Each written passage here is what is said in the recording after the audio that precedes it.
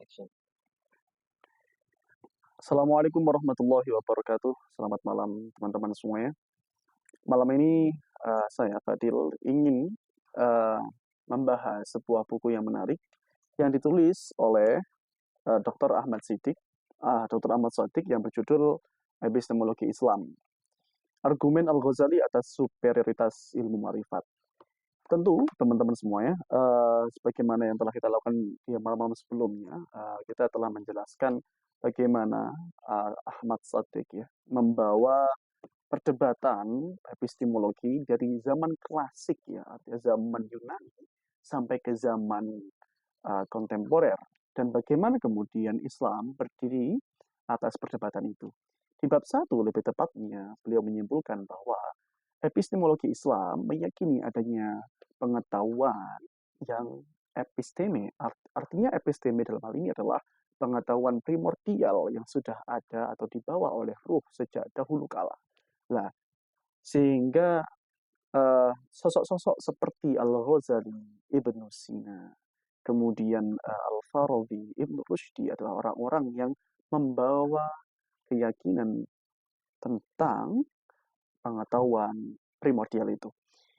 Posisi Islam yang menengahi perdebatan epistemologi dari zaman ke zaman inilah kemudian yang menjadi sorotan dalam buku ini, yang khususnya menitik beratkan pada apa yang disampaikan oleh Al-Ghazali.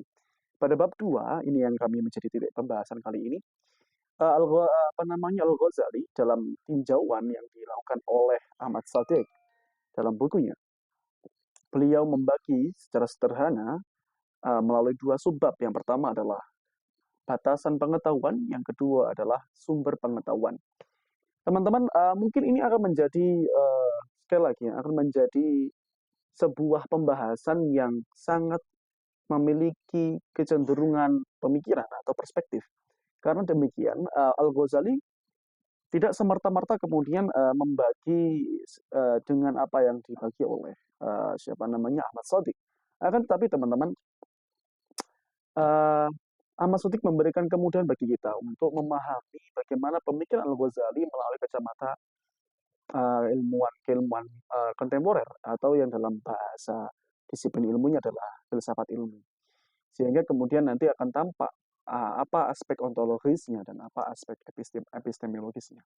Baik, akan lebih menarik jika kita menekankan aspek ontologis daripada ilmu pengetahuan itu, yang mana kemudian oleh Ahmad Siddiq dituliskan dalam subbab batasan pengetahuan. Baik, Ahmad Siddiq membagi dari pemikirannya Al-Ghazali membagi batasan pengetahuan menjadi tiga pembatasan saja. Sederhananya adalah, yakni yang pertama adalah ilmu yang tidak bisa dijelaskan. Begini teman-teman, menurut Ahmad Siddiq ya, dari pemikiran Al-Ghazali, bahwa ada sebuah pengetahuan yang bisa diketahui, akan tetapi tidak bisa dijelaskan melalui teorisasi. Ini adalah pengetahuan yang sifatnya suprarasional. Oke. Yang kedua, ada pengetahuan yang tentu dapat diketahui dan dapat diteorisasi. Dan ini jangkauan rasionalitas mampu mencapai ke sana. Kita sudah tahu banyak ilmu yang bisa diteorikan, teman-teman. Dan penjelasan ini, saya tidak perlu banyak menjelaskan bagaimana model ilmu ini. Yang terakhir adalah ilmu yang tidak mungkin, atau pengetahuan yang tidak mungkin dicapai oleh rasionalitas ataupun dicapai oleh manusia. Karena pengetahuan ini ya dikhususkan oleh para malaikat yang dekat atau malaikatul muqarrabin. Selain daripada itu teman-teman, dalam bukunya Al-Ghazali ini tambahan dari saya untuk menjelaskan daripada bukunya Ahmad Siddiq, karena ada beberapa hal yang terlewatkan. Ahmad Siddiq tentu mengutip salah satu sumber karya dari Al-Ghazali yang berjudul Jawahirul Quran, yang mana beliau mengatakan bahwa melalui tiga fakta ontologis dari Tuhan gitu ya. Saya nggak ngomong Trinitas, tapi saya hanya ngomong tentang tiga fakta ontologis, yang mana uh, Allah itu dapat dilihat, artinya dapat difragmentasikan menjadi zat, kemudian af'al, kemudian menjadi sifat atau sifat menjadi af'al gitu ya. Eh, dalam karya Al-Ghazali pembahasan tentang apa namanya af'al itu literally mudah karena dalam Al-Qur'an af'al itu begitu banyak. Kemudian menuju ke sifat. Setelah itu menuju pada zat. Ya, kurang lebih seperti itu. Jika ada salah nanti teman-teman bisa koreksi. Sehingga capaian menuju zat ini adalah sesuatu yang impossible to reach. Susah sekali dan bahkan tidak mungkin ya, karena Allah sendiri tidak menyampaikan secara rigid bagaimana zatnya Allah seperti itu. Kemudian teman-teman, inilah kemudian saya jelaskan bahwa ada bagian-bagian ilmu yang tidak mungkin dicapai oleh manusia, baik secara rasionalnya ataupun intuitifnya. Baik, selanjutnya teman-teman, dari batasan ilmu tersebut ya kita tahu bahwa sekali lagi capaian pengetahuan manusia itu hanya pada pengetahuan yang dapat diteorisasikan dan pengetahuan yang impossible atau yang tidak mungkin diteorisasikan. Teman-teman semuanya, dari dua fragmentasi batasan ilmu itulah kemudian siapa namanya Ahmad Sotik membreakdown, bagaimana kemudian sumber ilmu itu didapatkan. Terlebih dahulu kemudian kita harus tahu ya, bagaimana fakta ontologis dari seorang manusia. Bahwa manusia itu ya sebagaimana yang diyakini oleh filsafat perennial bahwa manusia terdiri dari dua aspek yaitu jasad dan ruh atau jiwa. Yang menjadi titik tekan daripada pengetahuan yang sifatnya suprarasional sebenarnya adalah yang di ruh ya. Kita tahu bahwa jasad itu memiliki instrumen-instrumen untuk mencerap pengetahuan. Yang pertama tentu kita tahu mata, kemudian selanjutnya adalah pendengaran dan seterusnya. Dalam Al-Quran, sebagaimana disampaikan oleh Al-Ghazali dan juga dikutip oleh Ahmad Sotik, bahwasanya bayi ketika masih berada dalam kandungan itu telah mendengarkan. Kemudian ketika dia sudah terlahir dia akan bisa melihat. Kemudian kemudian aktivasi daripada jiwanya akan tumbuh dengan cepat gitu. Dan jiwa disinilah nanti akan di breakdown lebih banyak lagi. Apa saja breakdown daripada pengetahuan yang sumber alat untuk mendapatkan pengetahuan itu dari jiwa. Itu terdiri dari satu adalah daya daya rasional, kemudian daya interpretatif, kemudian daya intuitif. Ini apa yang kemudian dimiliki oleh manusia.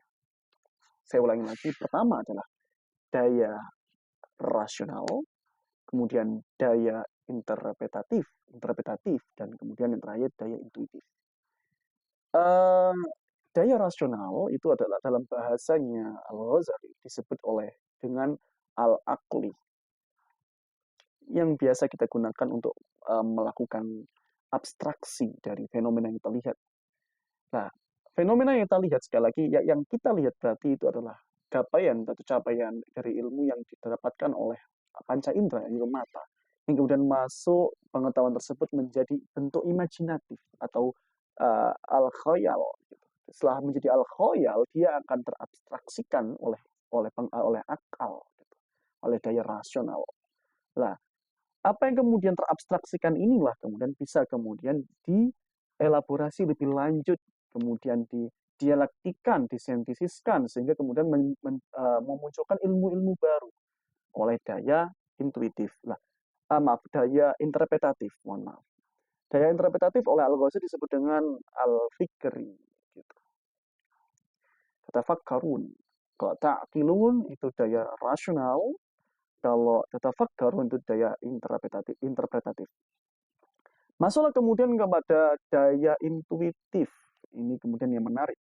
Daya intuitif ini adalah daya yang pada dasarnya dimiliki oleh segelintir orang saja yang sudah membersihkan kaca rasionalitasnya.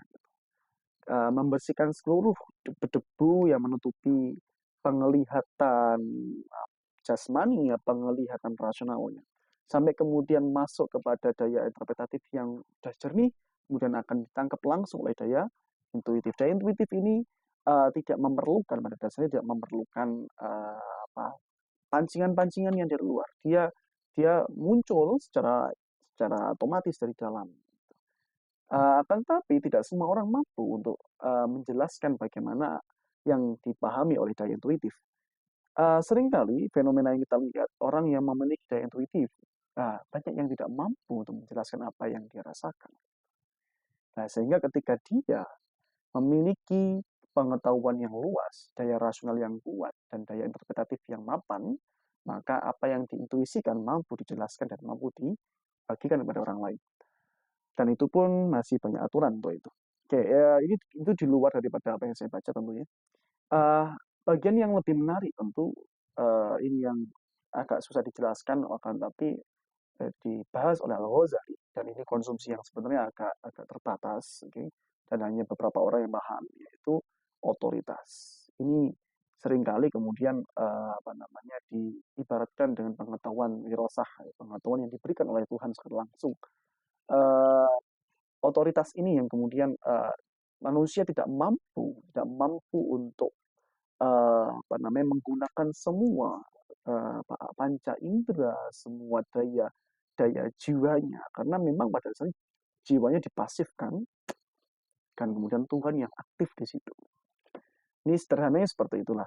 Apa yang memotivasi atau apa yang menginspirasi Al-Ghazali untuk kemudian memberikan pembagian-pembagian demikian itu berada pada surat An-Nur tentang apa namanya tentang cahaya. Surat An-Nur ayat 35. Allahu nur samawati wal ard.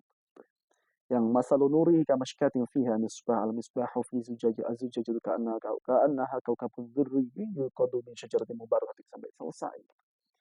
Nah, itu nanti akan ada pembagian-pembagian menarik, teman-teman. Akan tetapi malam ini kita mencukupkan di sini saja. Intinya adalah kalau kita bedah secara lebih detail ya, apa yang membedakan antara antara sumber pengetahuan yang diyakini oleh kita sebagai orang Muslim dengan apa yang diyakini oleh orang Barat adalah kita meyakini adanya pengetahuan intuitif dan pengetahuan otoritas. Yaitu pengetahuan yang didapatkan oleh daya intuisi, ya, daya intuisi tanpa melalui proses rasionalisasi. Eh, Kemudian ada pengetahuan yang memang diberikan ya, tanpa kemudian manusia meminta, tanpa manusia melakukan usaha sama sekali. Baik, mungkin kurang lebihnya seperti itu. Kita akan bertemu di pertemuan ke depan. Mungkin ada beberapa perbaikan tentunya pasti. Dan selebihnya kita akan menjelaskan bagaimana Al-Ghazali mengelaborasi semua pengetahuan ini dan menjadi epistemologinya dia. Baik, terima kasih. Sampai jumpa. Assalamualaikum warahmatullahi wabarakatuh.